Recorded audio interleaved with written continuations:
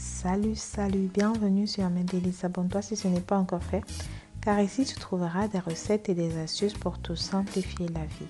Aujourd'hui, nous allons faire des croquettes. Alors pour cela, il nous faudra de la levure chimique pour gâteau, ensuite des œufs, de l'huile. Ici, j'ai utilisé l'huile de colza. On aura aussi du sucre. Et là, du lait. Pour prendre un lait entier ou demi-crémé, ça dépend de vous. De la farine, le T45 qui est fait pour les pâtisseries. Et un citron. Alors, dans un saladier, je vais mettre mes œufs. Le sel, ensuite je vais mettre du lait, l'huile, je vais remuer, et du sucre. Nous allons bien battre. Ici, j'ai divisé ma farine en deux. La première partie, en fait c'est en trois. La première partie, je la mets avec la levure chimique, je vais bien remuer. Quand j'ai bien remué, alors je vais ajouter ma deuxième partie. La troisième partie, en plus, environ 200 g de farine, me servira pour pouvoir bien pétrir et remuer. En tout cas, vous verrez plus en avant.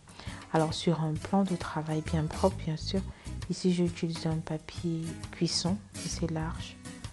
J'ai refait toute ma table. Alors, vous voyez, à ce niveau, la pâte, elle est très molle. C'est là où va intervenir mes 200 g, environ 200 g de farine que je vais utiliser. Je vais l'ajouter petit à petit et je vais continuer à remuer avec les doigts. Ici, la consistance des croquettes dépend vraiment du toucher. Nous devons pouvoir pétrir de telle façon que la pâte elle ne colle plus à nos doigts. Alors là, c'est là où on aura vraiment tenu la bonne consistance. Ça, là, j'ajoute le zeste de citron que j'ai râpé. Alors, je vais continuer à tourner, à remuer et à ajouter la farine toujours au fur et à mesure jusqu'à ce que j'obtienne la bonne consistance. Il est important vraiment de toucher. Et là, la pâte ne colle plus malgré ce que je fais. Donc, ça veut dire que j'ai obtenu la bonne consistance. Je vous mettrai toutes les quantités que j'ai utilisées dans la recette en bas de description comme d'habitude. Ici, avec 800 g de farine, j'ai divisé en 3. Donc, ça veut dire 300 g chacun et 200 g pour la fin. Alors, là, j'ai fait des petites boules. Cette façon de faire, je l'ai apprise de ma fille. J'ai trouvé que c'était très facile encore à faire par rapport à ce que je faisais. Dans la première recette, je vais vous mettre également dans l'un des descriptions comment je faisais la première recette, une autre version des croquettes. Alors là, j'ai pris un couteau à tartiner. Vous pouvez également prendre un couteau qu'on utilise pour le petit déjeuner. En tout cas, il faut que ce soit quelque chose qui ne soit pas tranchant.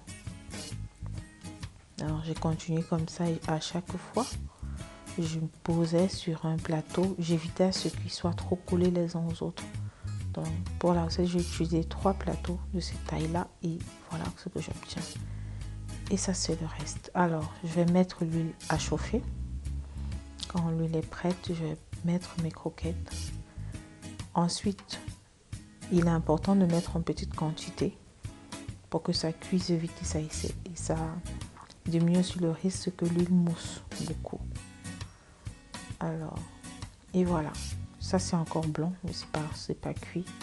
Je remue. Quand je vois que les croquettes sont séparées, je laisse cuire. Et voilà, c'est la consistance. Ça, c'est la couleur bonne pour dire que c'est cuit. Alors voilà. Voilà les croquettes que j'ai obtenues à la fin. Je vais les laisser refroidir. Ils sont assez mous et tendres. Je vais les laisser refroidir. Ensuite, je vais les mettre dans des bouteilles en verre. Et ils peuvent être conservés pendant 6 mois sans problème. J'espère que la recette vous a plu. Mettez un pouce bleu et on se dit à la prochaine recette.